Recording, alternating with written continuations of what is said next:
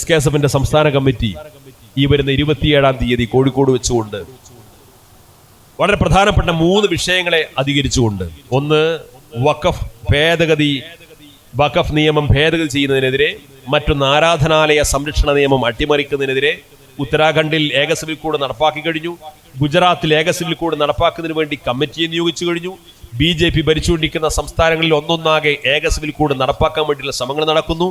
ഇത്തരത്തിലുള്ള ഗൗരവതരമായ വിഷയങ്ങൾ ഇവിടെ ജമാഅത്തുകാരും മുജാഹിദുകാരൊക്കെ സമുദായത്തിൽ ഭിന്നിപ്പുണ്ടാക്കാൻ നടക്കുമ്പോൾ നമ്മളെ സംബന്ധിച്ചിടത്തോളം ഗൗരവതരമായ ദേശീയ പ്രാധാന്യമുള്ള വിഷയത്തെ ഉയർത്തിപ്പിടിച്ചുകൊണ്ട് ഒരു മൗലികാവകാശ റാലി 27-ാം തീയതി വൈകിട്ട് 5 മണിക്ക് കോഴിക്കോട് കടപ്പുറത്ത് നടക്കുകയാണ്. SKSFന്റെ സംസ്ഥാന കമ്മിറ്റി സംഘടിപ്പിക്കുന്ന പരിപാടി. ആ പരിപാടിക്ക് നിങ്ങളെല്ലാവരും സംബന്ധിക്കണം എന്ന് മാത്രമല്ല, അതിന് പുറമെ നിങ്ങളുടെ സഹപ്രവർത്തകരോട് ഒന്നിച്ചുകൊണ്ട് ഈ പരിപാടി വിജയിപ്പിക്കുന്നതിന് വേണ്ടി നിങ്ങൾ എത്തിച്ചേരണം എന്ന് സൂചിപ്പിക്കുന്നു.